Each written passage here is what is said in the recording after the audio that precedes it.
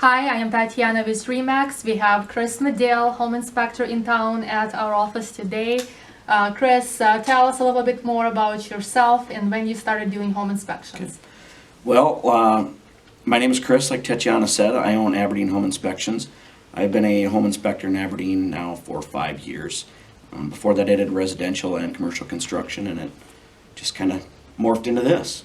I decided, it's probably about 7 years ago, I decided I wanted to do home inspections. And it took me some time to get everything done and taken care of, but well on my way doing it full time. Now I'm doing 125 to 150 inspections a year, so things are going well. Awesome.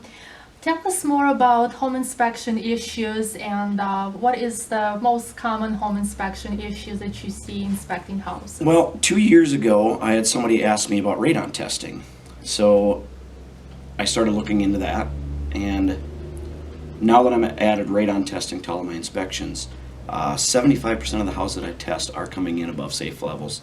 So I would say that would be the number one issue that we see in a home inspection. If it is a problem, it is a bit costly to fix that problem. So fortunately, we can get that taken care of right away.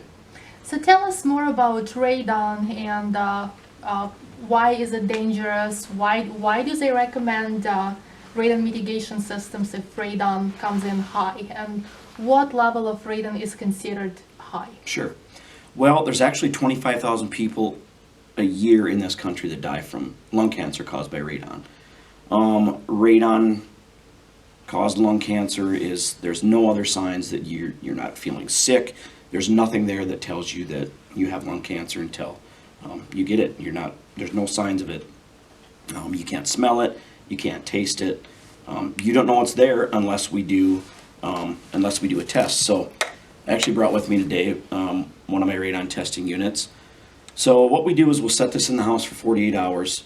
We test the levels.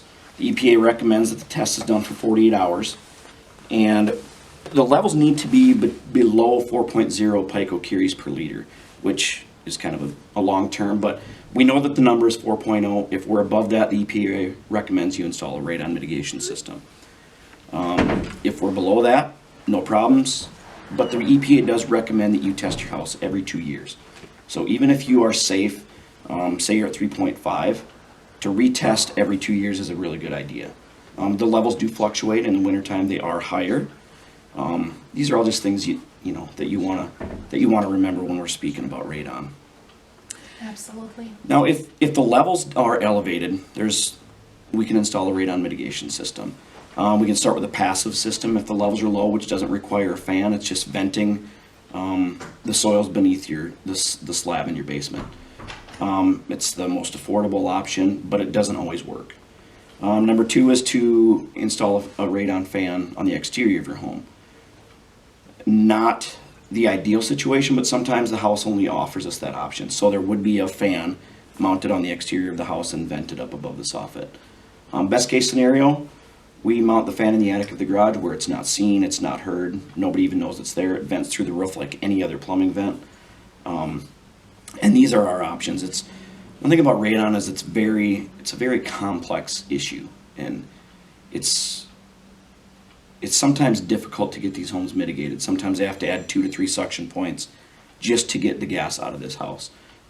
And most of the time that's on homes that don't have drain tile. If the house has drain tile, it's a pretty easy fix. We're going to go in, we're going to install the system, we're going to test it 48 hours after I start. Actually, I let the fan run for 24 hours before I start another test.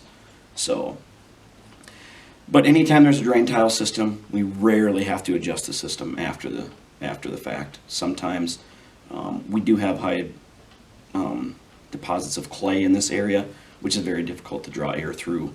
So oftentimes we will have to add another suction point after the fact. So, but Aberdeen Home Inspections, our goal is to get you at 1.8 or lower. We're not happy with 3, we're not happy with 2.